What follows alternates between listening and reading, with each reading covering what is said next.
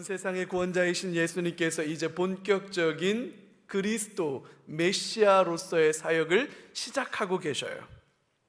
오늘 23절, 24절 보면 너무나도 감격스럽습니다. 예수님께서 온 갈릴리에 두루 다니사 그들의 회당에서 가르치시며 천국 복음을 전파하시며 백성 중에 모든 병과 모든 약한 것을 고치시니 그의 소문이 온 수리아에 퍼진지라. 사람들이 모든 앓는 자 곧 각종 병에 걸려서 고통당하는 자, 귀신 들린 자, 간질하는 자, 중풍병자들을 데려오니 그들을 고치시더라. 갈릴리와 데가볼리와 예루살렘과 유대와 요단강 건너편에서 수많은 무리가 따르니라. 참 너무 감격스러운 말씀의 기록입니다. 여러분, 각종 질병에 걸려서 고통 중에 있는 사람들을 우리 예수님께서 다 고쳐주셨어요. 육신의 질병이 얼마나 고통스럽고 우리를 좌절하게 하고 절망하게 합니까? 2부 예배가 끝나고 한 여집사님을 위해서 기도해 드렸어요. 이번 주 수요일 날 수술을 받으시는데 본인도 의료계에 종사하시는 분이시고 그 수술이 그렇게 위험하거나 대단한 수술은 아닐 수도 있지만 수술을 해야만 되고 몸의 일부의 장기를 이렇게 해야 된다는 생각을 하니까 기도해 주는 목사도 마음이 아프고 기도를 받는 우리 집사님도 마음이 아픈지 기도가 끝냈는데 눈에 눈물이 가득해요. 여러분, 육신의 질병은 우리에게 그렇지요. 그 주님이 우리의 모든 연약한 질병을 고쳐주셨다는 거예요. 할렐루야. 여러분, 신앙은 단지 영적이거나 아니면 마음의 평안, 우리 마음의 불안과 두려움을 사라지게 만들어주는 그 마음의 평안이 우리 신앙의 전부가 아닌 줄로 믿습니다. 믿음은 전인격적인 거예요. 영혼을 고치고 우리의 육신을 고치고 우리의 마음을 고치는 게 복음인 줄로 확신합니다. 이 은혜가 우리 예수님을 통해서 저와 여러분들에게 임하기를 소원해요. 여러분, 귀신 들린 자를 고쳐주셨다고 그렇게 기록하고 있습니다. 귀신의 역사, 악한 영의 역사가 있지요. 여러분, 제가 지금 전설의 고향 얘기 드리는 거 아닙니다. 귀신의 역사가 있지요. 이 시대에도 악한 영들이 여러분 사람들을 미혹하고 넘어지게 만드는 일들이 얼마나 많습니까? 제가 일전에도 한번 말씀드렸지만 우리나라에 무속인들의 숫자가 목사들의 숫자보다 훨씬 많습니다. 거의 2배 가까이가 돼요. 구슬하고 점을 보고 여러분 이렇게 무속과 관련된 경제 규모가 영국의 이코노미스트라고 하는 경제지가 통계를 잡아서 발표했는데 약 4조 원 가까이 될 거다, 이런 통계가 몇 년 전에 발표됐어요. 사람들은 불확실한 미래, 무슨 일이 벌어질지 모른다라고 하는 그 불안감과 두려움으로 귀신의 역사에 사로잡혀서 살아갑니다. 여러분, 그래서 이게 공중파 예능 프로그램으로 나와요.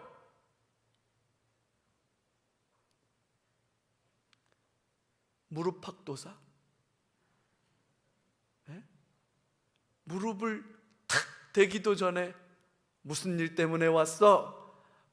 이거 예능 프로그램이긴 하지만 여러분, 이게 예능이 되어서 공중파 방송으로 나올 정도로 이 나라는 귀신의 역사에 사로잡혀 있다는 거예요. 챗 GPT가 나오고 AI가 나오고 여러분 인공장기를 만들어내는 이 과학 첨단의 시대에 아직도 귀신의 역사에 사로잡혀 있다는 거죠. 여러분, 우리 주님이 귀신의 일들을 멸하신 줄로 믿으시기 바랍니다. 귀신으로부터, 귀신의 역사로부터 우리를 자유하게 했고 우리는 자유합니다. 할렐루야. 그래서 제가 여러분 말씀드립니다만 우리는 손 잔뜩 있는 날 이사해요. 그래서 여러분 손이 하여튼 드글드글하다는 날 우리는 이사해요. 그날 제일 싸요, 이삿짐 업체. 여러분 오른쪽 벽에 못 박으면 동티난다, 그런 얘기 들 때 오른쪽에 대못 탁 박아요. 아무 일 안 일어나요. 할렐루야. 우리는 귀신의 역사에 사로잡혀 있는 사람들이 아닙니다. 여러분 이게 얼마나 놀라운 자유예요. 상갓집 갔다가 결혼식 안 가지요? 우린 상관없어요.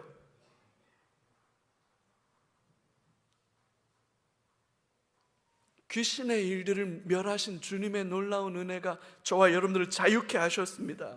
오늘 본문에 보니까 간질하는 자와 중풍병 앓는 자를 고치셨다라고 그렇게 말해요.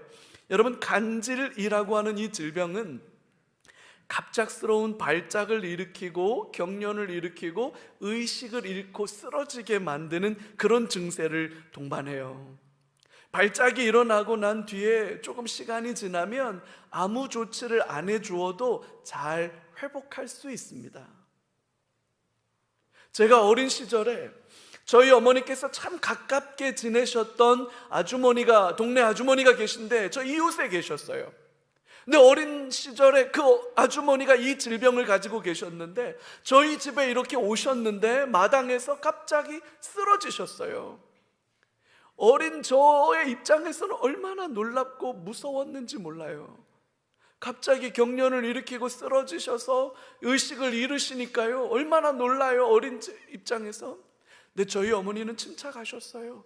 다치지 않도록 주변을 잘 정돈해주고 조금만 기다리면, 위험할 경우에는 혹시 호흡이 곤란해지지 않도록 기도 확보, 그것만 잘 해주면 이내 다시 회복해요. 잘 회복해요. 회복하고 나면 이전처럼 금방 다시 돌아가요. 간질은 당시 사람들에게는 이해할 수 없는 질병이었어요. 멀쩡하던 사람이 갑자기 쓰러지니까요. 발작을 하고 경련을 일으키고 의식을 잃어버리니까요. 그래서 당시 사람들은 이건 하늘이 내린 저주다, 악한 영에 사로잡히는 역사다, 그렇게 생각했던 질병이었고 불치병이었어요. 중풍병도 마찬가지지요. 이 병은 몸의 전부 혹은 일부가 마비가 되는 그런 증상을 보여요. 원인을 몰랐어요. 왜 그런 일이 벌어지는지를 몰라요. 원인을 모르니까 치유책도 모르는 거예요. 어느 순간 몸이 마비되어서 움직일 수 없게 되는 거기 때문에 이 질병은 인간의 무력함, 인간이 참 보잘것없구나 라는 걸 여실히 드러내는 그런 질병이었어요. 그래서 간질병도 그렇고 중풍병도 그렇고 당시는 사람들로서는 이게 고칠 수 없는 병이었어요. 원인도 몰랐고 치료책도 몰랐어요. 그러니까 너무나도 이 질병에 사로잡히면 절망스럽고 고통스러운 거예요. 병을 앓고 있는 당사자도 괴롭지만 그 병을 앓는 사람의 가족들도 괴로운 거예요. 동네 사람들도 다 괴롭고 힘든 거예요. 그러니까 중풍병이라는 병과 간질이라고 하는 이 병이 그렇게 당시 사람들에게는 무서웠던 절망적인 고통스러운 절병이었는데 우리 주님이 그것을 고쳐주셨다는 거 아닙니까? 할렐루야. 여러분 이게 구원이에요.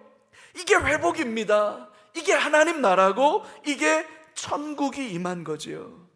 사람들은 충격에 빠졌어요.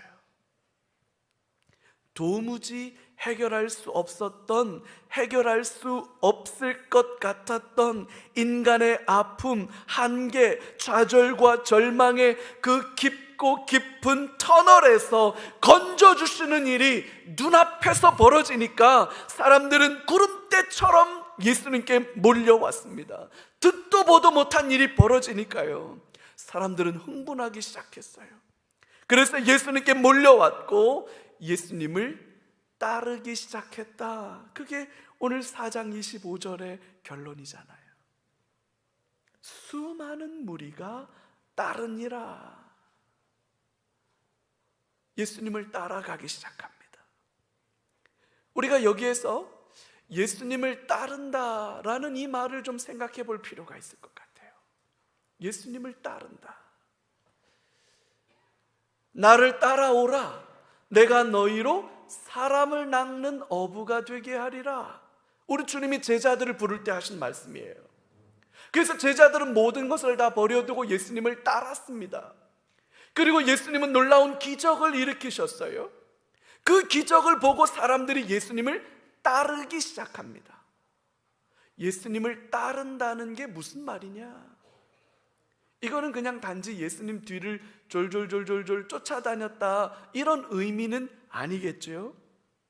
예수님을 따른다는 말은 그분을 사랑하게 되었다는 말이에요. 예수님을 사랑하면 예수님을 닮아가게 돼 있습니다. 예수님을 따른다는 말은 예수님을 닮아간다는 말이에요. 그래서 예수님을 따라하게 됩니다. 말투도 따라하고 식성도 따라하고 제스처도 따라합니다. 사랑하니까요. 그래서 여러분, 한때 설교자들이 다 이렇게 설교했어요. 믿습니까? 믿습니까? 어지러워요, 어지러워. 근데 여러분, 이렇게 하는 게 능력이었어. 너무나도 탁월하게, 너무나도 놀랍게 사역하니까 많은 목회자들이 다 따라하는 거예요. 그래서 경상도 방언을 살짝 섞어서 경상도 사투리 막 이래 하면 막 믿습니까? 막 이러면 막 사랑하니까, 존경하니까. 오카는 목사님 밑에서 목회를 배우셨던 목사님들은 다 오카님 목사님 같이 설교하고 싶어요. 저는 하용주 목사님 밑에서도 목회를 배울 수 있는 기회가 있었는데 그 교회 부교육자들은 다 하용주 목사님 같이 설교하고 싶어요. 그게 사랑한다는 뜻이에요. 닮아가고 싶어 한다는 뜻이에요. 그래서 그 사람을 닮아가는 거예요. 여러분, 부부는 닮습니까? 뭐 이렇게 불편하게 생각하세요? 여러분, 부부는 닮습니까? 설마요. 이런 표정이신데? 여러분, 부부가 닮는다면 왜 닮아요? 사랑하니까 닮는 거예요. 사랑하면 그 사람의 몸짓마저도 따라하는 거예요. 그 사람의 식성마저도 따라하는 거예요. 된장찌개 안 좋아했는데 내가 사랑하는 사람이 된장찌개를 너무 좋아하면 나도 된장찌개를 먹게 되는 거예요. 사랑하니까. 예수님을 따라한다라는 말은요, 사랑한다는 말이에요. 예수님을 따른다는 말은 예수님을 닮아간다는 말이에요. 그래서 예수님처럼 행동하고 예수님처럼 생각하고 예수님처럼 말하고 싶어지는 거예요. 그래서 예수님에 대해서 알아가고 싶어지는 열망이 일어나는 거죠. 알고 싶어지는 거예요. 왜? 아는 만큼 사랑하게 되니까요. 사랑하는 만큼 더 알아가게 되는 거죠. 그래서 여러분, 알아가는 만큼 닮아가게 돼 있거든요. 예수님을 따라간다는 말은 사랑한다는 말이고 닮아간다는 말이고 알아간다는 말이에요. 이런 저와 여러분들 되기를 주의 이름으로 축복해요. 이게 안 되면 가까이 오지 마, 다쳐, 그런 말을 하게 되는 거예요. 가까이 오지 마, 다쳐. 여러분, 연목사에게 너무 가까이 오지 마요. 다쳐요. 왜 그러냐? 우리는 죄인이기 때문이에요. 더러움, 추악함은 아무리 숨기려 해도 여러분, 숨겨지지 않아요. 모두가 다 마찬가지예요. 그래서 너무 가까우면 상처받는 거예요. 여러분, 누구에게 제일 많이 상처받아요? 남편에게. 그래서 남편이 왼수라고 그러는 거예요. 사랑하니까 상처받는 거예요. 여러분, 남자들을 대표해서 말씀드립니다. 우리도 상처받아요. 여러분들만 피해자고 남편은 가해자라고 하는 공식을 너무 여러분 철석같이 믿지 마요. 남편들도 상처받아요. 아파요, 우리도. 여러분, 자식 때문에 부모가 상처받는 거예요. 사랑하니까. 그래서 저걸 왜 낳나? 내가 저걸 낳고 미역국 먹었다. 그래서 부모가 상처받아요, 자식 때문에. 근데 여러분, 자식들이 부모 때문에 상처받아요. 사랑한다는 거예요, 그거는. 인간은 가까이 있으면 냄새가 나요. 여러분, 프랑스는 세계적으로 유명한 향수의 나라지요. 프랑스에서 향수가 이렇게 널리 사용되게 된 이유를 혹시 아십니까? 프랑스 궁궐 베르사유, 그 엄청난 궁궐에 여러분 화장실이 따로 없다는 거 아닙니까? 그들의 복장 때문에 용변을 보고 제대로 뒤처리하기도 어려웠고 씻는 것도 여의치 않아서 냄새가 심했다고 그래요. 그래서 향수가 발달했다고 합니다. 고약한 냄새를 감추기 위해서. 그러나 여러분, 아무리 좋은 향수를 쓴다고 해도 고약한 냄새를 아주 없애지는 못하는 거예요. 그래서 사람들은 적당한 거리가 필요한 거죠. 너무 가까이 가니까 상처가 나는 거잖아요. 그래서 낙심하고 피해를 당하는 거잖아요. 그러나 우리 주님은 달라요. 주님은 뭐라고 하십니까? 나를 따라오라. 나를 따라오라고 그래요. 주님의 놀라운 사역을 보고 주님을 따르고자 하는 수많은 사람들이 예수님께 몰려왔습니다. 주님을 사랑한다고 고백하는 사람들이 예수님께 가까이 다가왔습니다. 그 예수님을 알면 알수록 우리 주님의 그 아름다운 매력에 빠져 그렇게 되는 거예요. 그래서 그 주님을 더 사랑하게 되고, 사랑하니까 더 알게 되고, 아는 만큼 닮아가게 되고, 그 깊은 사귐이 일어나는 것, 여러분, 이게 천국인 줄로 믿으시기 바랍니다. 저와 여러분 모두에게 이런 은총이 임하기를 기도해요. 예수와 상관없이 신앙생활 할 수 있어요. 예수를 사랑하지 않고도 교회 생활할 수 있어요. 여러분, 근데 그게 무슨 의미가 있어요?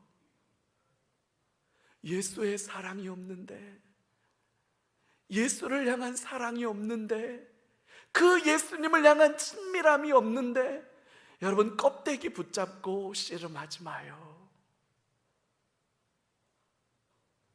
예수를 알고 예수를 사랑하고 예수를 닮아가는 게 천국이에요. 그게 바로 예수님을 따른다는 말의 의미지요. 예수님을 따라가는 저와 여러분들 되시기를 주의 이름으로 축복해요. 그렇게 예수님을 따라가는 자들에게 예수께서 당신을 따라 나온 수많은 무리들을 보시고 산에 올라가 앉으시니 제자들이 나온지라. 예수님을 따라 나온 그 수많은 사람들을 데리고 산으로 올라가셨어요. 그리고 그들에게 이미 이루어진 천국, 하나님 나라의 행복, 하늘나라의 기쁨과 즐거움이 어떤 건지를 가르쳐 주셨습니다. 우리가 너무나도 잘 알고 있는 팔복이지요. 산상수훈이라고도 하는. 주님이 선포하시는 천국 복음은 이렇게 살면 행복해진다, 그러니 이렇게 살아라 라는 가르침이기도 하지만 본질적으로는 이미 예수님을 믿고 따르기로 결정한 제자들에게 이미 임한 천국은 어떤 모습이냐? 이미 우리에게 이루어진 하나님의 나라는 어떤 모습으로 임했느냐라고 하는 것을 설명하는 것이기도 합니다. 그래서 이렇게 살아라 하는 명령이면서 동시에 이미 우리 안에 이루어진 천국이기 때문에 이것은 우리가 일상의 삶에서 경험하게 되는 하나님 나라의 축복이라는 거예요. 그래서 우리는 이것을 예수님의 천국 행복론이라고 부를 수 있는 거고, 우리가 제가 우리 교회 부임하자마자 강해 설교를 시작한 본문이 이 본문이었어요. 팔복, 산상수훈.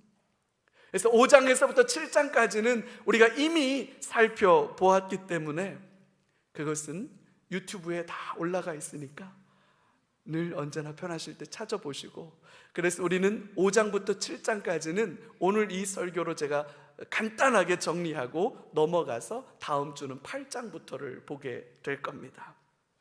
팔복, 우리 그 핵심을 다시 한번 생각해 봐요. 이게 하늘나라고요, 이게 천국이에요. 하나님께서 우리에게 허락해 주신, 이미 우리가 누리고 있는 실제인 줄로 믿습니다. 첫 번째, 심령이 가난한 자는 복이 있나니 천국이 그들의 것이다. 복되도다 마음이 가난한 자들이여, 왜냐하면 천국이 너희들의 것이기 때문이다. 이렇게 선포하는 거예요. 여러분, 가난이 어떻게 행복입니까? 가난이 어떻게 행복이에요? 가난해 본 사람은 알아요. 가난은 행복일 수 없다는 사실을. 가난해 본 적이 없는 사람들은 가난을 낭만적으로 묘사하는 문학 작품들과 그 이야기들 속에 가난이 혹시 행복일 수도 있지 않을까, 그렇게 서투르게 생각할지 모르겠지만, 여러분, 가난해 본 사람은 알아요. 가난은 행복일 수 없습니다. 가난은 고통이거든요. 가난은 결핍이거든요. 괴로움이거든요. 여러분, 그래서 우리는 아둥바둥 사는 거 아닌가요? 가난을 벗어나 행복의 나라로 가려고요. 그러나 주님은 다르게 말씀하셔요. 행복은 얼마나 많은 돈을 가졌느냐, 얼마나 월급이 많냐, 어떤 집에서 살고 어떤 차를 타고 어떤 음식을 먹고 어디를 여행하느냐에 달려있는 문제가 아니라고 성경은 말합니다. 성경은 행복이 거기에 있다고 말하지 않아요. 진짜 행복, 진정한 만족과 기쁨은 천국을 소유한 자들에게만 있다고 주님 그렇게 말씀하셔요. 주님을 알고 주님을 사랑하고 주님과 동행하는 사람, 천국을 사는 사람들이지요. 여러분, 그게 진짜 행복이라고 예수님은 가르치는 거예요. 가난해도 문제가 되지 않습니다. 저 푸른 초원 위에 그림 같은 집을 짓고 사랑하는 우리 주님과 함께 살아갈 때, 여러분, 거기가 천국이 되는 줄로 확신합니다. 동시에 주님이 없다면 거기가 바로 지옥인 거예요. 그래서 우리 주님은 천국은 가난한 자들에게 임하는 것이다 라고 그렇게 말씀하신 거죠. 두 번째로 뭐라고 말씀하십니까? 애통하는 자는 복이 있나니 그들이 위로를 받을 것이다, 그렇게 말씀하시네요. 너무나 슬프고 고통 중에 눈물을 흘리는 사람들이 있어요. 눈물이 뚝뚝 흐르는 사람들이 있어요. 여러분, 뭐 때문에 울까요? 믿음 붙들고 사는 게 여의치 않네요. 그런 사람들이 울어요. 가끔 금요기도회 때, 가끔 주일 예배를 드리고 주일 예배를 드리는 동안에도 눈물을 뚝뚝 흘리는 성도들이 있어요. 왜일까요? 힘들어서 그러는 거잖아요. 사는 게 만만치 않아서 그러는 거잖아요. 그래서 눈물을 흘리는 거잖아요. 믿음 붙들고 사는 게 만만치 않아서 눈물이 나는 거예요. 하나님께서 그런 사람들의 눈에서 흐르는 눈물을 우리 주님이 닦아주시겠다고 말하는 거죠. 주님이 위로해 주시겠다고 말하는 거죠. 주님의 위로가 임하는 사람이 행복한 사람 아니겠습니까? 주님이 위로해 주는 사람이 진짜 행복한 사람 아니겠습니까? 주님이 여러분들의 눈에 흐르는 눈물을 닦아주시는 주님의 위로가 임하기를 축복합니다. 세 번째는요, 온유한 자가 복이 있다, 그렇게 말해요. 왜? 온유한 자가 땅을 기업으로 받을 것이다, 그렇게 말씀하시네요. 땅을 받는다. 여러분, 땅을 받게 되는 거 얼마나 좋아요. 땅 한 평 없는 사람은 이걸 잘 모를라도 온유한 자가 땅을 기업으로 받는다, 주님이 그렇게 말씀하세요. 여러분, 돈 많고 힘 있는 자가 살아남는 세상이지요. 우리가 사는 세상은 그런 곳 아닙니까? 힘 있는 사람들이 큰 소리 내는 곳이에요. 돈 있는 사람들이 큰 소리 내는 세상이에요. 권력을 가진 자들이 으스대는 세상이에요. 그런 사람들이 땅을 다 차지하고 있는 거 아닙니까? 근데 주님은 뭐라고 말씀하세요? 온유한 자가 땅을 기업으로 받는다, 그렇게 말씀하시네요. 힘으로 일어나는 사람은 반드시 힘으로 망해요. 여러분, 고대 그리스 로마 사회에서 온유함이라고 하는 것은 전혀 추천할 만한 미덕이 아니었습니다. 오히려 그때 사회에서는 추천할 만한 미덕은 강함이에요. 강함, strong, power, authority, 뭐 이런 것들이 추천할 만한 미덕이에요. 강제로라도 빼앗을 수 있는 힘, 내가 원하는 것을 얻을 수 있는 힘, 어떤 공격이 와도 막아내고 내 것을 지켜낼 수 있는 힘, 그 강함이 땅을 차지하는 힘이라고 생각했고 사람들은 동경했던 것이지만 우리 주님은 다르게 말씀하십니다. 진짜로 땅을 받는 사람들, 땅을 유업으로 받는 사람들은 온유한 사람들이라고 주님 말씀하시네요. 예수님의 성품을 닮아서 온유함으로 이 땅을 살아가는 성도가 하나님으로부터 땅을 기업으로 상속받는 줄 믿으시기 바랍니다.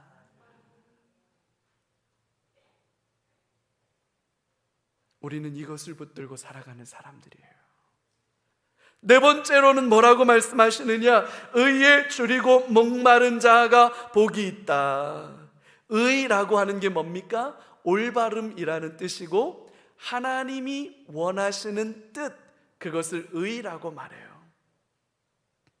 하나님의 뜻이 이루어지는 것에 대한 목마름, 굶주림을 가진 사람들이 행복한 사람들이다. 왜냐하면 그들이 배부르게 될 것이고 목마름, 해가라게 될 것이다, 이렇게 말씀하시기 때문이에요.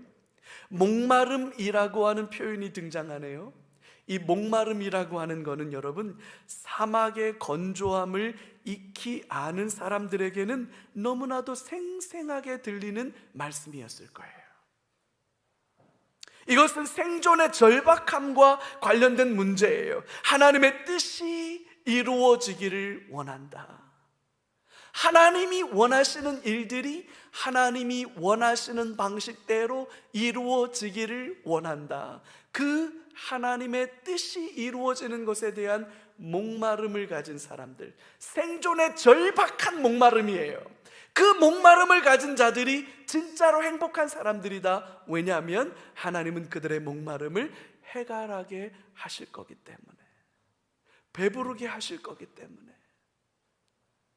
여러분, 무엇을 소망하며 살아가고 있습니까? 무엇을 기대하며 살아가고 있습니까? 우리 아이가 이런 대학에 들어갔으면 좋겠다. 우리 아이가 이런 학벌을 가졌으면 좋겠다. 여러분, 그것보다 하나님, 이 아이를 통해 하나님의 뜻이 이루어지게 하옵소서, 이게 더 큰 간절함이기를 소망해요. 좋은 직장에 들어갔으면 좋겠다. 연봉이 올랐으면 좋겠다. 승진했으면 좋겠다. 사업이 번창했으면 좋겠다. 여러분, 그러기를 축복합니다. 그러나 여러분, 그것보다 사업하는 현장에, 직장에, 내 일터에 하나님의 뜻이 이루어지기를 원한다 하는 그 갈망이 더 크고 간절한 저와 여러분들 되기를 주의 이름으로 축복해요. 우리 교회 안에 하나님의 뜻이 임하기를 소원하는 그 간절한 열망을 갖는 저와 여러분들 되시기를 바라요. 그 목마름을 가진 자들에게 하나님의 은혜가 봄비처럼 내릴 줄로 확신합니다. 다섯 번째는요, 긍휼히 여기는 자가 행복한 자다. 왜냐하면 긍휼히 여기는 자에게 하나님의 긍휼이 임하기 때문이다. 그렇게 말씀하시네요. 긍휼이라고 하는 것은 사랑이에요. 안타까움이죠. 고난받는 자의 곁에서 그들의 고난과 아픔의 짐을 나누어지는 거예요. 조금이라도 내가 감당할 수 있는 만큼만이라도 그들의 아픔을 덜어내주는 것, 그게 긍휼이에요. 아파하는 사람의 아픔을 조금이라도 덜어주는 것, 낙심하고 좌절하고 슬퍼하는 자의 곁에 가서 조금이라도, 눈곱만큼이라도 그의 아픔이, 그의 좌절과 절망이 덜어질 수만 있으면 하는 그 마음으로 베풀어주는 친절이 우리는 긍휼이라고 말하는데, 여러분, 이렇게 누군가에게 긍휼을 베푸는 자에게 하나님의 긍휼이 임합니다. 저는 아무리 생각해도 하나님이 불쌍히 여겨주시는 하나님의 긍휼이 없으면 살아갈 수 없는 사람이에요. 저는 아무리 생각해도 저는 그런 사람이에요. 하나님이 불쌍히 여겨주셔야만 비로소 살 수 있는 사람이에요. 여러분, 그런 은혜가 저와 여러분들에게 임하길 바라요. 하나님이 긍휼히 여겨주시는 은혜가 저와 여러분들에게 임하길 바라요. 그래야 행복한 삶을 살아요. 누구에게 하나님의 긍휼이 임합니까? 긍휼을 베푸는 자에게 하나님의 긍휼이 임합니다. 여섯 번째로는 이렇게 말씀하셨어요. 마음이 청결한 자가 복이 있나니 그들이 하나님을 보게 될 것이다. 하나님을 볼 수 있다. 그렇게 말해요. 마음이 깨끗한 사람, 마음이 깨끗한 사람이 하나님을 볼 수 있다고 말합니다. 우리 마음 안에 육신의 정욕과 안목의 정욕과 이생의 자랑이 가득하면 우리 눈에 하나님이 보이지 않아요. 하나님이 안 보이십니까? 하나님이 안 보여요? 하나님이 안 보이신다면 하나님이 안 계시는 거 아니야? 혹은 하나님이 멀리 계신 거 아니야? 여러분, 그렇게 생각하실 필요 없어요. 내 안에 정욕들로 가득하기 때문에 하나님이 안 보이는 거예요. 주님과 친밀하게 동행하는 예수님의 제자는 깨끗한 마음을 가진 사람들입니다. 주님을 사랑하고 주님을 닮아가고 주님을 더 알아가려고 하는 깨끗한 열망을 가진 자에게 하나님을 보게 되는 은총이 임해요. 하나님을 보고 하나님을 누리고 하나님을 사랑하게 되는 것보다 더 큰 행복이 어디 있겠어요? 그럴 수 있는 저와 여러분들 되기를 바라요. 일곱 번째로는 화평케 하는 자가 복이 있다. 왜냐하면 그들이 하나님의 아들이라고 불려지게 될 것이기 때문이다. 그렇게 말씀하시네요. 전쟁과 폭력과 갈등은 주님의 일이 아니에요. 하나님의 아들은 화평, 평화를 추구하는 사람입니다. 양보하는 사람이에요. 기다려주는 사람이에요. 여러분, 이것은 무기력이 아닙니다. 여러분, 이것은 무책임한 회피가 아닙니다. 기다려줄 수 있고 양보해 줄 수 있고 기꺼이 손해를 감수하면서라도 평화를 만들어내는 것을 선택한다는 것은 무기력도 아니고 회피하는 거, 도망가는 거 아니에요. 여러분, 이게 뭔지 제가 잘 가르쳐 드릴 테니까 잘 들으세요. 하나님께 맡겨드리는 진짜로 무서운 믿음이에요. 하나님이 하실 겁니다. 뿌린 대로 거두게 하시는 일은 하나님이세요. 징계하고 책망하는 일은 하나님이 하시는 일이에요. 하나님이 하시도록 하나님께 맡겨드리는 거, 여러분 이거 진짜로 무서운 거예요. 지난 40년 동안 하나님께서 우리 수원 3일교회에게 베풀어 주신 가장 큰 은혜와 복이 뭘까? 저는 이 교회가 지난 40년 동안 하나님이 이 교회 안에 샬롬 화평을 주셨다는 거예요. 앞으로 하나님의 더 큰 샬롬의 은혜가 임할 줄로 믿습니다. 공동체를 무너뜨리고 갈등하게 하고 상처받게 하고 불의하게 만들어가는 일, 여러분 몰라서 눈 감아주는 거 아니에요. 몰라서 기다려주는 거 아니에요. 몰라서 참아주는 거 아니에요. 하나님께 맡겨드리는 거예요. 여러분 이게 진짜로 무서운 거예요. 이게 진짜로 무서운 거예요, 여러분.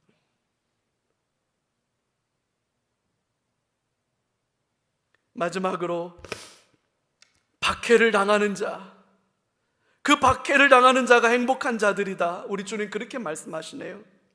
하나님 때문에, 예수님 때문에 박해를 받고 고난을 반응하는 자가 있습니다. 신앙 때문에 손해를 보고 욕을 먹고 어려운 순간을 지날 때가 있습니다. 그런 사람들에게 하나님의 천국이 임하는 줄로 믿습니다. 그 순간이 행복한 순간입니다. 하나님의 나라가 임했으니까요. 예수님 때문에 곤란함을 겪고, 예수님 때문에 참고, 예수님 때문에 눈물 흘리고, 예수님 때문에 아파하고, 믿음 지켜가기 위해서 몸부림치고, 주를 사랑하고 섬기는 일 때문에 바보처럼 살아갈 때, 여러분 그게 행복이라고 주님 말씀하시네요. 제자는 그렇게 살아야 된다고 주님 우리에게 말씀하시네요. 그렇게 살아가는 저와 여러분들 되기를 바랍니다. 세상의 기준과는 다릅니다. 우리의 일반적인 상식과도 달라요. 이 세상의 기준으로는, 이 세상의 경험으로는 설명되기 어려운 가르침이에요. 따르기 쉽지 않을 겁니다. 좁은 문으로 들어가는 일이고 좁은 길로 가야만 하는 일이에요. 하지만 여러분, 여기에 진짜 생명이 있습니다. 여기에 구원이 있습니다. 예수님과 함께 이 길 걸어가는 저와 여러분들 되기를 주의 이름으로 축복해요. 예수님 때문에 이렇게 살아가는 저와 여러분들 되기를 축복해요. 여러분, 제가 가진 간절한 기도는 이거예요. 우리 이 시대에 팔복을 살아내는 사람이 있나? 최춘선 할아버지, 여러분 한 10여 년 전에 많은 분들 맨발의 성자라고 불려지던 분, 여러분 팔복의 사람들이 다 되기를 바랍니다. 천국을 살아가는 저와 여러분들 되기를 바랍니다. 우리 모두가 그 하나님을, 그 주님을 따르는 자로 살아가기를 바랍니다. 여러분 이게 신앙이에요. 종교와는 다른 거예요. 믿음 붙들고 살아가는, 예수님 사랑하는, 예수로 구주 삼고 예수와 함께 살아가는 저와 여러분들 삶 다 되기를, 그런 제가 되기를 간절히 기도합시다. 기도하겠습니다. 우리 같이 한번 기도할까요?